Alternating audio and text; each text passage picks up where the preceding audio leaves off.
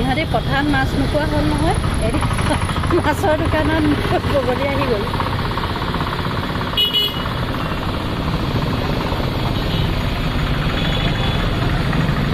তাৰপিছত দেখিছেনে একদম খাবলৈ বগলীয়ে বোলো পথাৰত মাছ নোপোৱা হ'ল যে এতিয়া দোকানত ওলাই গ'লি। সদায় আহে নি? সদায় থাকে? পোহা নে এনেই হৈছে? হয় নি?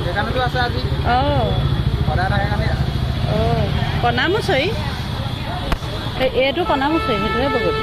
বগাটো বগলী, কণামুচৰি মাছ।